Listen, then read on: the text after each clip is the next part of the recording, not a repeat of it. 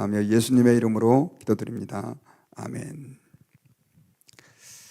오늘은 선을 행하고도 우리가 고난을 당할 때가 있는데 어떻게 이 상황을 맞이해야 하는지 본문을 중심으로 하나님의 말씀을 듣기를 원합니다.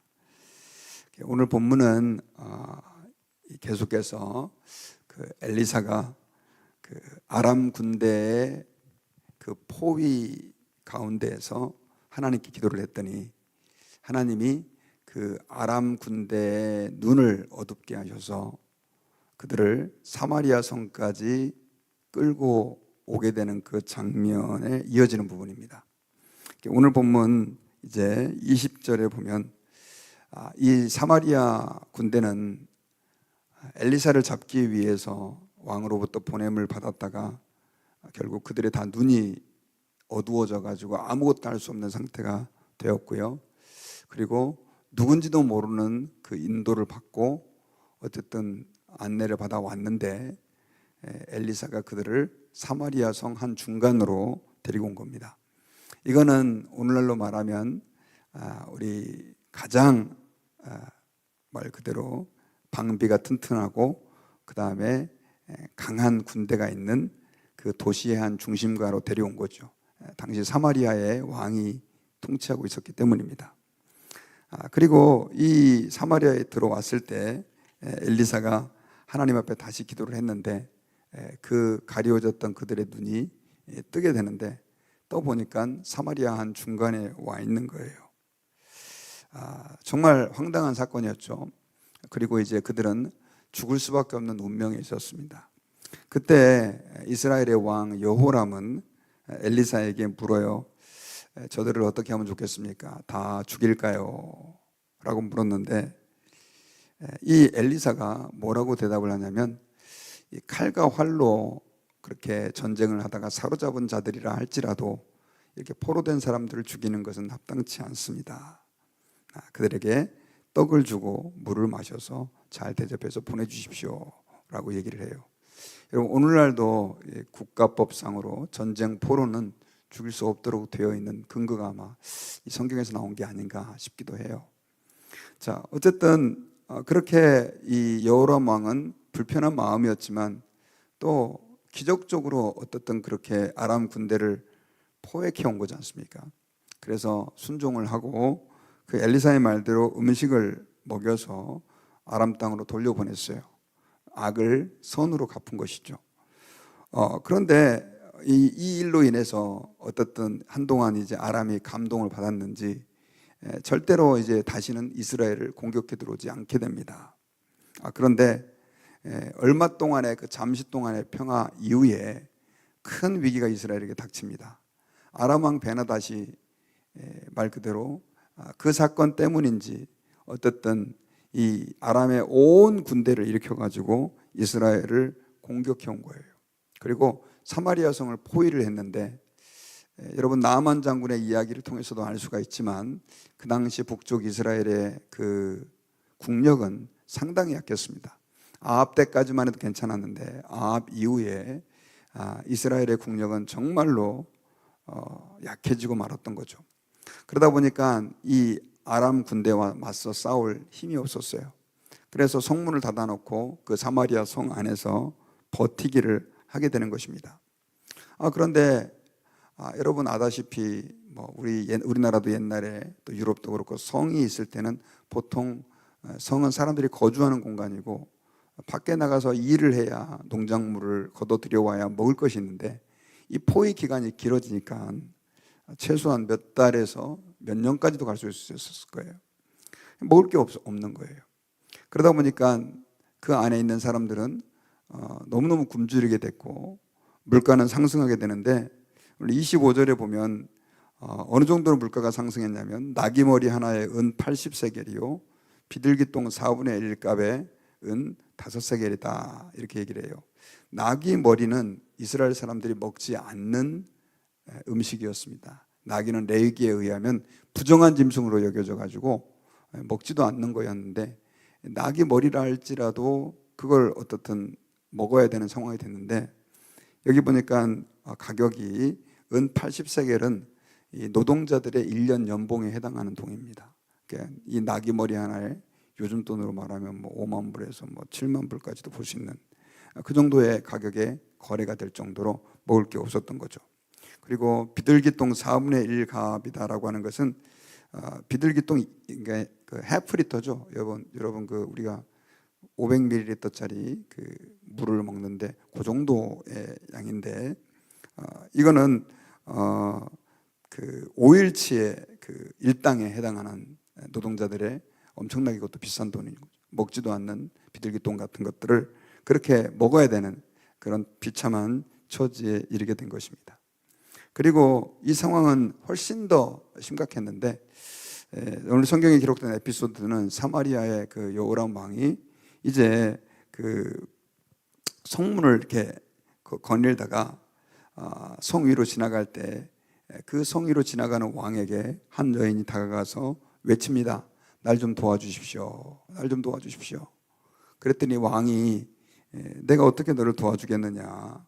포도주를 타작마당을 통해서 널 도와줄 수 있겠느냐. 포도주 틀을 통해서 도와줄 수 있겠느냐 하면서 이렇게 계속해서 그 요구를 들을 수 없다라고 얘기를 하자 그 여인이 자초지정을 얘기하는데 정말 충격적인 얘기가 기록되어 있죠.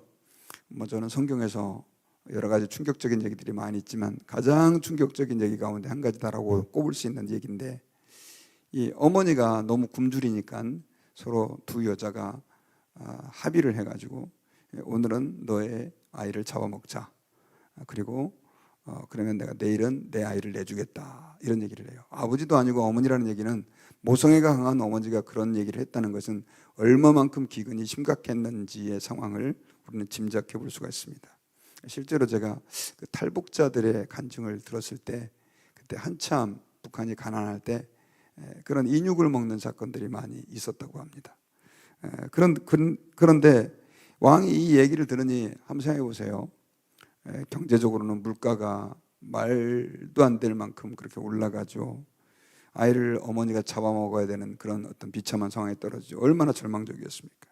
그러면서 그 여인의 문제점은 뭐였냐면 그렇게 했는데 내 아이를 잡아먹었는데 그 다음날 그 아이를 잡아먹으려고 했더니 그 아들을 숨겼다. 왕이시여 나의 억울함을 풀어달라는 얘기를 들으니 말 그대로 절망적이고 너무나 말 그대로 속이 상했죠.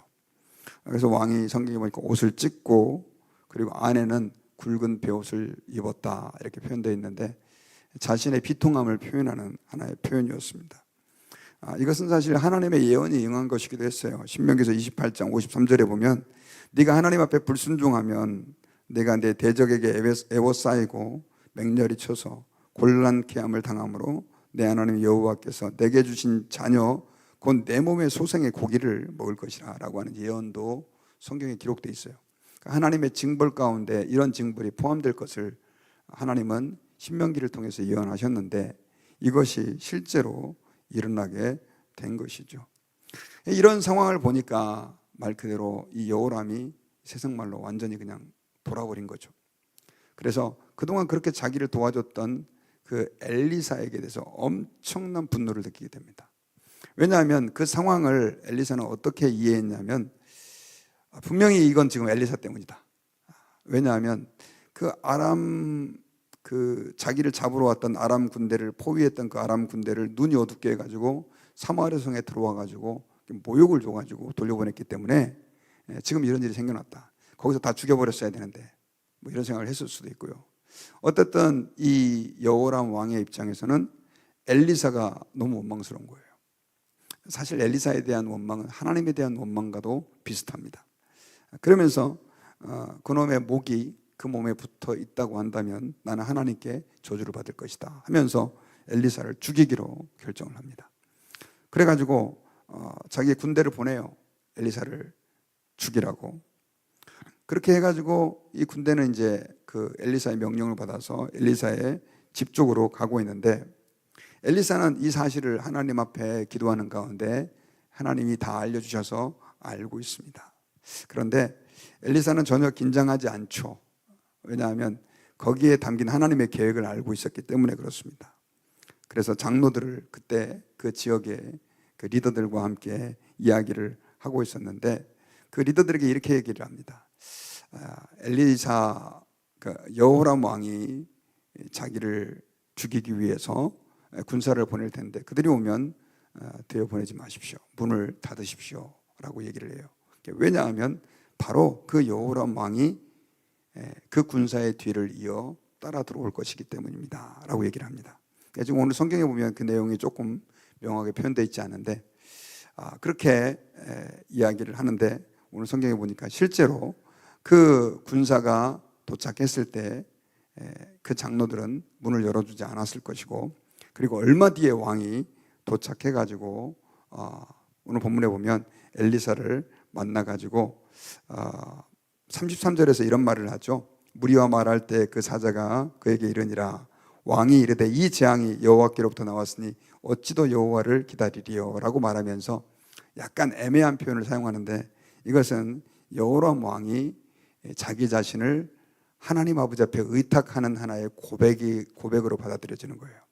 자, 이 상황을 어떻게 우리가 이해해야 되냐면 그 여호람 왕이 그 엘리사를 죽이라고 명령하고 나서 아마 한동안 많은 생각을 했던 것 같아요. 그러면서 자신의 그릇된 모습을 돌아보게 됐고, 그 앞에 보낸 군사를 빨리 추적해서 엘리사를 죽이라고 하는 그 명령을 취소하기 위해서 바로 쫓아갔고, 하나님께서는 그걸 엘리사에게 알려주셔가지고 결국 이제 여호람 왕이 하나님을 의뢰하게 되는 그 과정이 오늘 본문 가운데 기록되어 있습니다.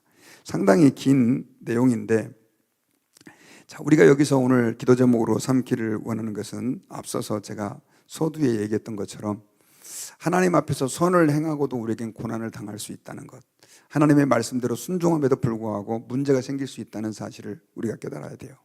자, 여호람 왕도 그렇고 또 엘리사도 그렇고 그들은 굉장히 이 사건에 대해서 좀 마음이 불편했을 겁니다. 물론 궁극적으로 아합 왕부터 시작된, 또 조금 더 거슬러 올라가서는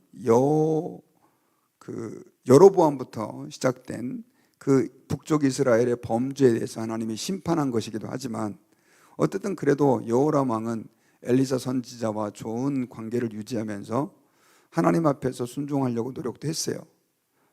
그런데 특별히 우리가 그 모습을 어떻게 알 수 있냐면, 엘리사가 포로들을 어떻게 할까요? 라고 물을 때 살려보내라고 그러니까 그대로 살려보내잖아요. 왕의 입장에서는 그건 쉬운 결정이 아니었습니다. 순종을 하고 늘 엘리사의 말을 듣고 국가 정책을 펼치고 했는데, 갑자기 이게 문제가 돼가지고 아람 왕이 이스라엘 전체를 다 그 사마리아 성을 포위해가지고 물가는 그렇게 폭등하고 자기 여자들이 잡아먹어야 되는 이런 비참한 처지까지 떨어진 거죠. 여러분, 우리 삶에 그런 일이 있을 때가 있어요. 이번에 이용규 선교사님 모셔가지고 간증하셨는데, 이분은 서울대 졸업하시고 미국에서 하버드 나오셔가지고 그 박사학위를 끝냈는데, 그 코스타 과정 중에서 자기가 2년 정도 내가 하나님 앞에서 내 삶을 드리겠다라고 생각을 하고, 선교사로 드리겠다고 생각을 하고 그렇고 있었는데, 언제가 제일 좋은 시기입니까? 해보니까 다른 때는 쉽지 않을 것 같고 학위를 마친 다음에 그때가 제일 좋을 것 같다 싶어서 미국에서 학위를 마치고 바로 한 2년 정도로 이렇게 몽골 선교사로 가서 사역을 하시게 돼요. 그때 이제 기록한 책이 내려놓음이라고 하는 책인데, 저도 아주 은혜스럽게 읽었던 책입니다. 그런데 가서 그분 책을 읽어보면요, 그렇게 선교사로 갔으면 모든 게 탄탄대로여야 되지 않습니까? 근데 많은 어려움을 겪거든요. 그리고 그 이유도 그 선교사님의 간증을 들어보면 정말 계속되는 고난이 있는 거예요.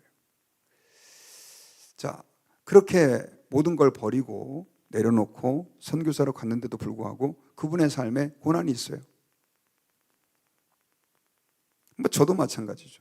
저도 하나님께 머리에 피도 안 마를 때, 아주 호적의 잉크도 안 말랐을 때, 아주 젊은 나이에 20대 초반에 제 인생을 목회자로 드리기로 결정을 하고 그렇게 살아왔지만, 지나온 시간들을 돌아보면 너무 많은 고난이 있었던 거예요. 여러분들도 마찬가지인 겁니다. 새벽에 나와서 기도하고 하나님 말씀대로 이렇게 산다고 하는데도 불구하고 엘리사의 경우도 그렇고 오늘 본문에 나오는 여호람 왕도 그렇고 고난이 있는 거죠. 사실 그 고난의 문제를 우리가 제대로 이해한다는 것은 쉽지 않습니다. 그런데 한 가지 분명한 것은 그 모든 고난도 하나님의 섭리하에 이루어지는 것이라는 것이죠. 하나님의 뜻에 순종해도 그 고난이라고 하는 것은 존재하는 것입니다. 그런데 더 중요한 것은요, 이 다음 장을 이제 읽어보면, 다음 주에 이제 그 열왕기하 7장을 여러분들과 함께 나눌 텐데, 거기에 보면 하나님의 대반전의 역사가 일어난다는 것이죠. 이런 케이스들이 너무 많아요. 아람의 그 포위했던 군대들이 한마디로 말하면 다 이제 도망가 버리고 북쪽 이스라엘이 큰 승리를 거두게 되는, 그것도 정말 손 하나도 안 대고 그런 역사가 일어나는 기적의 역사가 일어나죠. 여러분, 그 사무엘상에도 보면은 이스라엘 백성들이 하나님 아버지 앞에서 이렇게 회개하면서 그 미스바에 모여가지고 대각성 운동을 벌입니다. 하나님께 우리의 죄를 자백하고 그들의 불순종을 하나님 앞에서 회개할 때 결국 하나님께서 큰 은혜를 그 사무엘 선지자를 통해서 이스라엘 백성들에게 허락해 주는데, 문제는 그들이 다 모여서 회개 기도하니까 블레셋이, 그 당시는 블레셋이 그렇게 이스라엘에게 큰 위협이 됐었거든요. 그 사건을 듣고 이스라엘 백성들이 모여있다는 얘기를 듣고 이놈들이 뭐 하려나 보다 하면서 결국 이스라엘을 공격해와요. 열심히 기도하고 하나님을 찾고 구했는데 결국 그 대가는 전쟁이었던 거죠. 그런데 결국 이 전쟁에서, 이것도 말도 안 되는 전쟁이었죠, 하나님이 큰 승리를 거두게 함으로 블레셋의 그 압제에서 해방시켜주는 그런 은혜의 도구로 사용한 것입니다. 아까 고난 얘기를 잠깐 했는데, 여러분, 하나님께서 우리에게 고난을 허락해 주실 때는요, 어떤 때는 징벌의 의미도 있죠. 그런데 내가 말씀대로 순종했는데, 내가 하나님 앞에 선을 행했는데 고난이 왔다, 이런 경우는 대부분 하나님의 축복의 과정이라는 것입니다. 그러니까 하나님의 축복이 고난이라고 하는 과정으로 우리에게 주어지는 거예요. 축복, 그럼 복권 당첨되고 갑자기 뭐가 이렇게 좋은 일이 뻥뻥뻥뻥 터지는 그런 방식으로 오는 게 아니라, 때로는 고난이라고 하는 과정을 통해서 오는 경우가 많이 있습니다. 그런 경우가 성경에 얼마나 많습니까? 다니엘과 세 친구들도 하나님 앞에 믿음을 지키려고 그러다가 죽을 뻔하잖아요. 그런데 오히려 그것이, 그 고난이 그들에게 축복이 되었고 수많은 믿음의 후손들에게 좋은 신앙의 모델이 된 케이스들을 우리는 알 수가 있습니다.